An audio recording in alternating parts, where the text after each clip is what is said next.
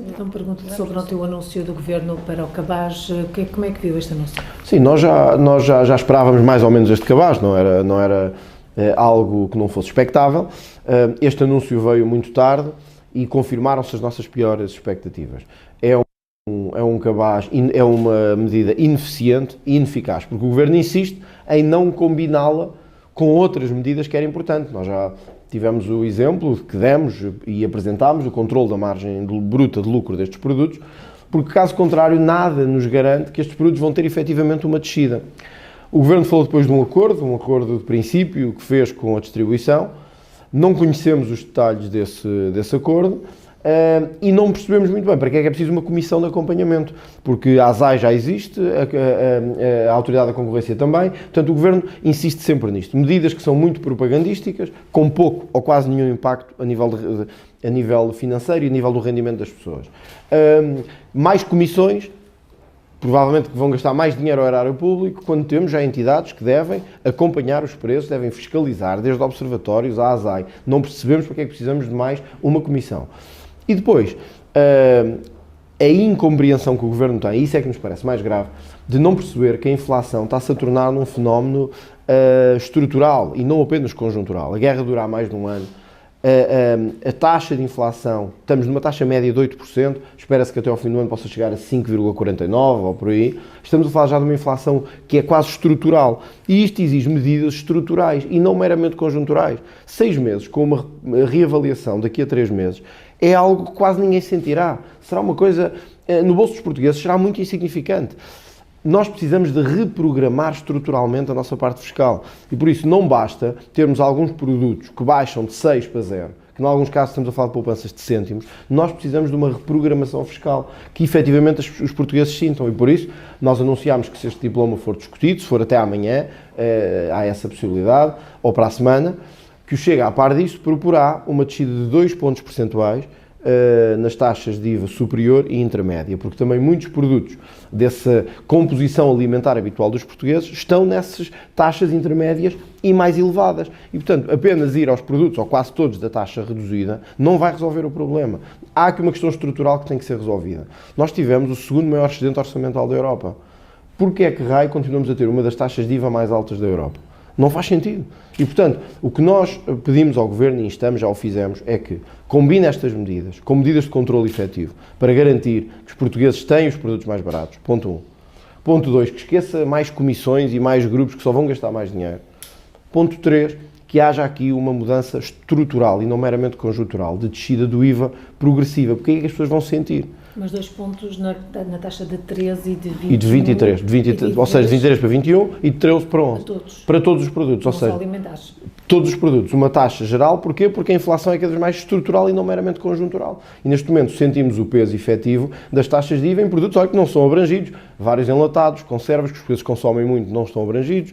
Produtos como salsichas, por exemplo, não estão abrangidos. Há vários, podia dar aqui vários exemplos, não interessa agora estar a enumerá-los a todos. Esse é um dos problemas. Mas se a medida for isolada ao Parlamento, não vai ter a oposição do Chega. Não terá a oposição do Chega, não terá a oposição do Chega. Votará favoravelmente à Sim, oposição. não, votaremos provavelmente favoravelmente em relação ao IVA zero, porque nós já propusemos o IVA zero. O Governo já rejeitou antes 5 vezes o IVA zero, proposto por vários partidos, inclusivamente pelo Chega. Portanto, agora veio tarde e veio de forma ineficaz. Isso não vamos inviabilizar.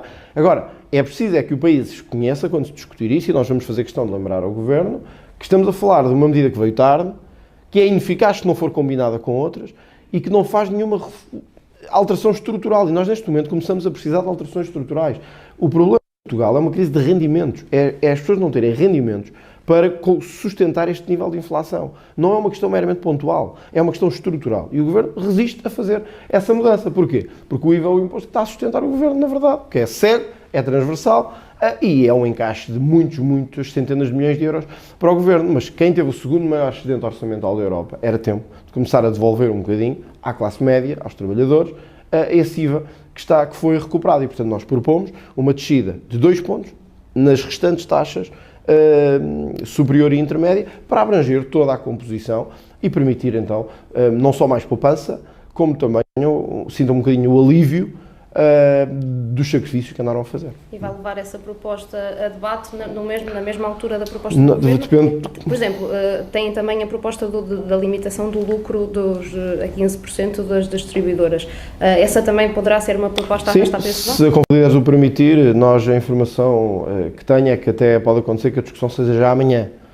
E, portanto, nesse caso ficará difícil poder fazer arrastamentos. Não sei se o Governo vai permitir que haja outras propostas em discussão ou não. Se permitir, certamente que essa será uma das que serão incluídas, e a do IVA e da redução do IVA também. Se não permitir, teremos que agendar em momento próprio essa formulação. Mas vai depender, tanto quanto sei, a informação que tenho até agora é que pode acontecer até que a discussão ocorra já amanhã. E por isso aí limita um pouco as opções dos outros partidos, não é? Essa poupança de cêntimos com a redução ao IVA zero é um passo em frente? Eu acho que é um passo que era preciso ser dado, já devia ter sido dado antes. Portanto, nós propusemos isso há vários meses atrás, quando começou o processo de inflação. Foi fácil perceber, porque tivemos exemplos de outros países, que a mera redução da taxa, ou seja, o IVA zero para produtos que estavam em IVA a 6%, a taxa reduzida, não ia resolver o problema. E tivemos vários exemplos na Europa, mas do mais paradigmático o exemplo espanhol, que baixou a taxa, que fez IVA zero para vários produtos, mas isso não se refletiu. Porquê? Porque nas várias fases económicas de produção, distribuição e venda ao público, foi-se comendo o desconto que teoricamente os consumidores iam ter. E, portanto, quando chegou aos consumidores, ia no mesmo preço que estava anteriormente. Porquê?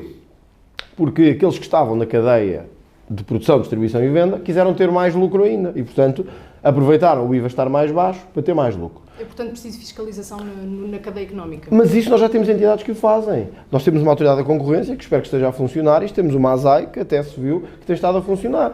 Portanto, nós já temos essa situação.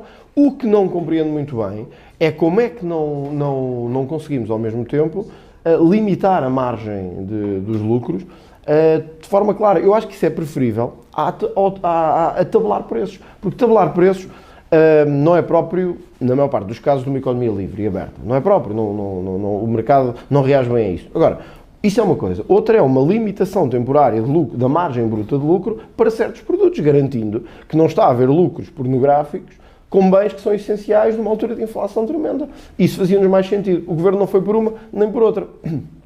Foi por um acordo de cavalheiros com a distribuição e com os grandes grupos.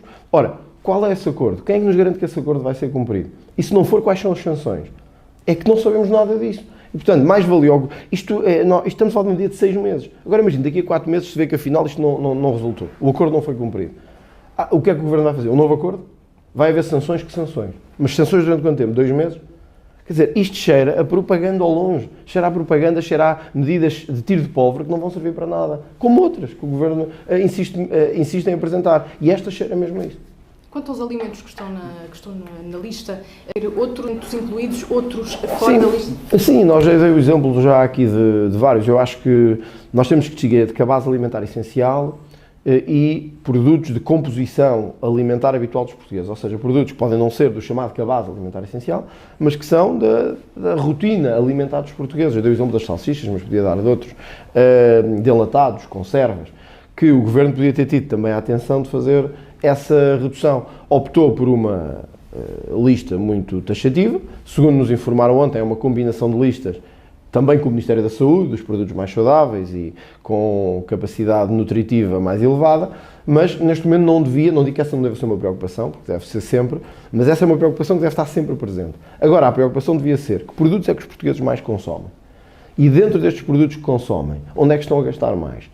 E se estão a gastar mais, então talvez tenhamos que os aliviar aí. E não só naquilo que nós gostaríamos que eles consumissem, ou que eles bebessem, ou que eles comessem. Era aí que devia ser. Só que o Governo mantém a mesma lógica sempre. Onde há mais gasto, é onde o Governo quer ter o IVA mais alto para ter mais arrecadação de receita fiscal. É a mesma lógica, é a lógica que nós não entendemos no Governo, que sublinho, teve o segundo maior excedente orçamental da zona euro, à custa da inflação. Porque se fosse à custa de uma política financeira correta, isso aí era outra coisa. Foi à custa puramente da inflação. Medina não teve que fazer nada. Medina chegou, começou a guerra trouxe a inflação trouxe a arrecadação fiscal, porque é mesmo assim que funciona. Tá? Muito obrigado.